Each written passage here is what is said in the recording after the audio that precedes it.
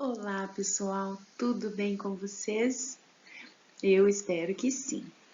Pessoal, dando continuidade ao nosso assunto, no capítulo passado, que foi o 11, a gente estudou sobre urbanização no mundo, o espaço urbano e rural, o crescimento das cidades, né, a urbanização desigual e, com tudo isso, a questão da qualidade de vida nos grandes centros urbanos, que existe sempre com muitos problemas, como as moradias precárias, enfim.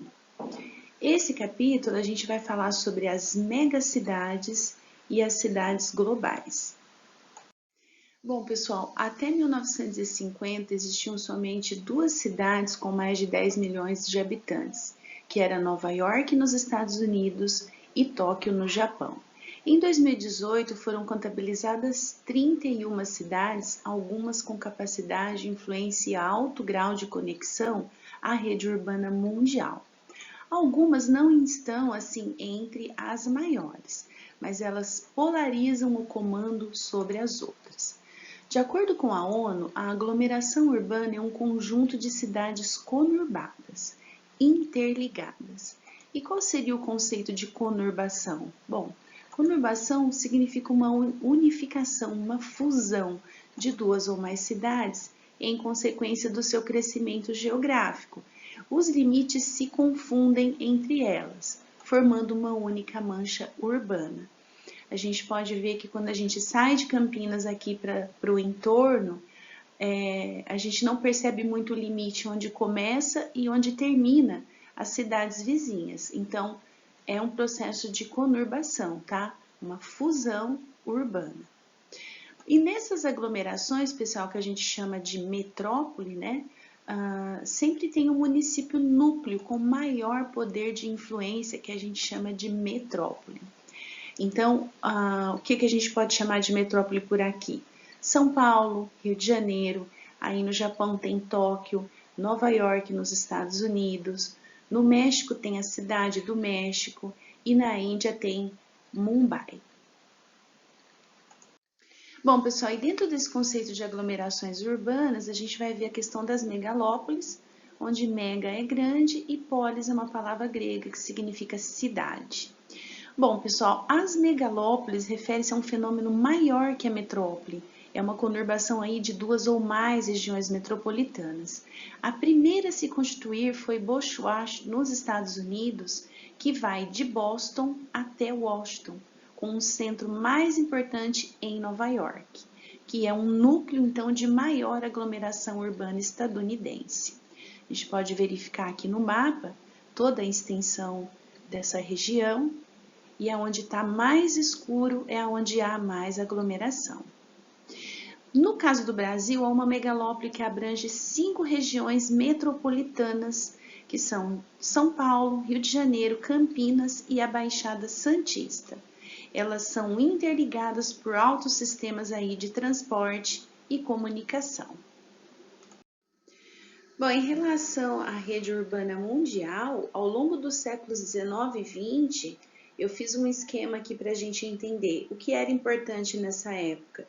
A industrialização estava acontecendo, onde havia a urbanização por conta das fábricas e havia aí uma expansão do comércio e serviços, mas era uma coisa concentrada em relação ao entorno das fábricas e de algumas cidades, né? Atualmente, os serviços eles comandam o processo de urbanização de forma desconcentrada por conta da revolução técnico-científica e a globalização, né?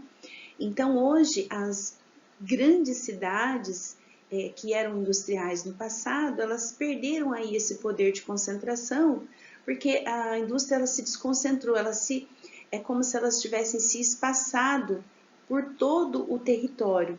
Com um alto sistema de transporte, comunicação, não tem mais necessidade de ficar concentrado em um só lugar. E com isso, as megacidades possuem uma infraestrutura nos fluxos globais, né? E comandam o capitalismo informacional, que é esse atual capitalismo que a gente tem hoje, no atual processo da globalização. E então, consequentemente, né, isso desconcentrou a produção e centrou-se num comando do sistema capitalista. Então, essa rede urbana mundial é como se fosse uma teia globalizada, né? Onde essas maiores cidades que exercem maior influência global estão conectadas e tendo aí um comando sobre as outras. Bom, mas megacidade, ela refere-se à quantidade, isso não quer dizer que tenha uma boa qualidade de vida e que seja um ótimo lugar para se viver, tá? Então, nós temos como exemplo o Japão, que tem a maior quantidade, né, Tóquio, e Nova York, sim, até hoje é um lugar que tem mais qualidade. Apesar que já foram verificadas, assim, muitas moradias precárias em Nova York, que é muito comparado ao que acontece em São Paulo, né? Uma superurbanização e às vezes eles não dão conta de suprir toda essa população com uma boa qualidade de vida. Bom, mas em 2030, Tóquio, no Japão, deverá continuar sendo a maior metrópole do planeta com 37 milhões de habitantes e Nova York ele vai perdendo aí essa posição de população, porém até 1950 era Nova York, né? Então ela vem perdendo posição, mas ela não está perdendo o seu poder econômico e de influência em toda essa rede urbana mundial. Permanece sim como uma das mais importantes cidades do mundo globalizado. Bom, então vocês perceberam que aí já surgiram bastante conceitos para. Depois eu vou fazer uma listinha no final de uns exercícios para a gente definir cada uma dessas cidades, tá? Suas caracterizações. Pessoal, nem sempre as cidades globais elas são as maiores, elas são as que atraem investimentos, possuem economias dinâmicas, né? Fluxos internacionais de pessoas, capitais, mercadorias, informações, é muita coisa. Conhecimentos e equipamentos, no caso das tecnologias, são cidades influentes que funcionam aí como os nós mais importantes da rede urbana mundial, interconectando os principais fluxos da economia capitalista globalizada. São 216 cidades globais aí no total hoje no mundo, divididas em alfa, beta e gama. Para entender alfa, beta e gama, são aí uns esquemas na química, né? Ali a questão dos elétrons, prótons.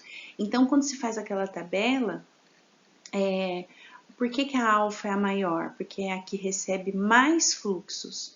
Beta está ali no intermediário e a gama ela recebe só alguns raios. Então, na página 132 tem um mapa falando das cidades globais alfa, né? Então tem aí um esquema da Nova York, Londres, Japão, enfim, vocês podem dar uma olhada nesse mapa. E as duas principais cidades globais são Londres, no Reino Unido, Nova York, nos Estados Unidos. Aqui no caso do Brasil, São Paulo é uma cidade global alfa, e é o mais alto grau, tá bom? E uma megacidade, ela consegue ser as duas, São Paulo. Ela é uma megacidade porque possui mais de 10 milhões de habitantes e é uma cidade global pelo seu poder de influência no mundo. É a única brasileira nessa lista. As cidades globais alfa, pessoal, elas constituem os maiores centros de comando do mundo. Tá aí na página 33.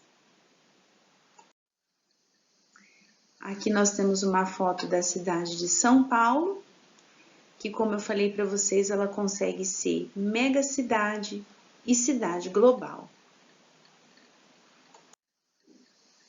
Paris, na França, que também é uma megacidade, uma cidade global, né? Nova York, nos Estados Unidos, como eu disse para vocês que até 1950 ela era a maior megacidade que se existia.